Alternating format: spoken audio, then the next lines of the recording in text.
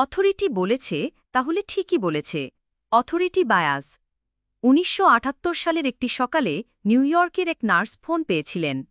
ফোনের ওপাশে ছিলেন একজন চিকিৎসক।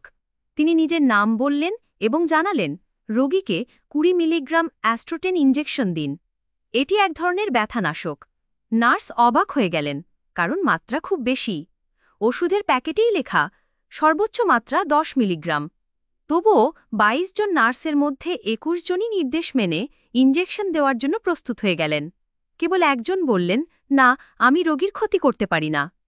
এই পরীক্ষাটি ছিল একটি সামাজিক মনস্তাত্ত্বিক গবেষণা, যেখানে দেখানো হয় মানুষ কতটা সহজে কর্তৃত্বে বিশ্বাস করে ও আনুগত্য প্রকাশ করে, এমনকি সেটা ভুল বা ক্ষতিকর হলেও। এই প্রবণতাকেই বলা হয় অথরিটি বায়াস, অর্থাৎ আমরা যখন কোনো কর্তৃত্ব বা প্রভাবশালী ব্যক্তির কথা তথ্য হিসাবে ধরে নিই, তাদের সমালোচনা না করেই। এই পক্ষপাত আমাদের সমাজে গভীরভাবে প্রথিত। ছোটবেলাতেই আমরা শিখি শিক্ষকের কথা মানতে হবে, বাবা মায়ের সিদ্ধান্তই চূড়ান্ত, পুলিশের নির্দেশ মানতেই হবে, চিকিৎসকের নির্দেশ মানা উচিত। এই শিক্ষার ফলে আমরা বড় হয়ে গিয়েও অনেক সময় বিচারবুদ্ধি হারিয়ে ফেলি, শুধু এজন্যে যে ও তো বিশেষজ্ঞ। ১৯৬০ সালের দশকে মনোবিজ্ঞানী স্ট্যানলি মিলগ্রাম একটি বিখ্যাত পরীক্ষা চালান।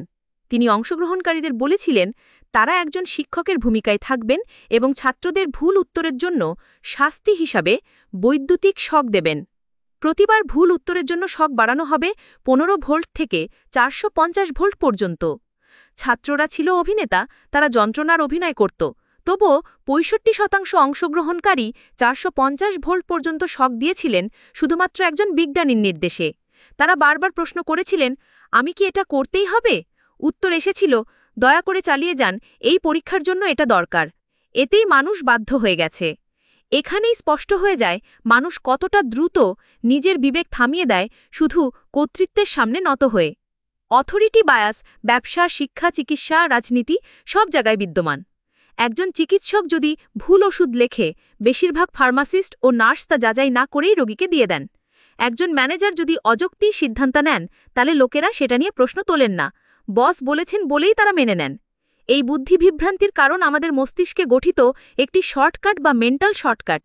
আমরা ভাবি এই ব্যক্তি অভিজ্ঞ, জানেন কি করছেন, তাই আমি না ভেবে মেনে নেব। কিন্তু এই বিশ্বাসের পিছনে বিপদ লুকিয়ে থাকে। বিশেষ করে যখন সেই কর্তৃত্ব অযোগ্য, পক্ষপাতিত্ব বা স্বার্থপর হয়, তখন ব্লাইন্ড ফলোয়িং ভয়ঙ্কর পরিণতি ডেকে আনে। ইতিহাসে বহু যুদ্ধ, ভয়াবহ সিদ্ধান্ত, এমনকি গণহত্যা ঘটেছে শুধু এই কারণে যে ঊর্ধ্বতন কর্তৃপক্ষ তাই বলেছেন। তাহলে বাঁচার উপায় কি? কারোর পদের কারণে তাকে অন্ধভাবে অনুসরণ করো না, যুক্তি দিয়ে যাচাই করো। তারা যা বলছে তাকে সত্যিই যুক্তিসঙ্গত? প্রয়োজনে প্রশ্ন করো, বিকল্প তথ্য খোঁজো এবং নিজের বিচারবুদ্ধিকে সর্বাগ্রে রাখো। যে সমাজে সবাই চোখ বুজে হ্যাঁ স্যার বলে, সে সমাজে ভুল ও অন্ধকার সবচেয়ে সহজে বিস্তার ঘটে। উপসংহার: অথরিটি বায়াস আমাদের চিন্তার স্বাধীনতা হরণ করে। কর্তৃত্বের কথাকে সম্মান দাও, কিন্তু তা যাচাই না করে বিশ্বাস করো না। ধন্যবাদ। আপনার যদি আমাদের অডিও বুক শুনে ভালো লেগে থাকে, তাহলে লাইক দিতে ভুলবেন না। আমাদের চ্যানেলটি সাবস্ক্রাইব করুন, যাতে পরবর্তী অডিও বই বা অধ্যায় আপনি সবার আগে শুনতে পারেন। আপনার কোনো বইয়ের অনুবাদ শুনতে ইচ্ছা করে?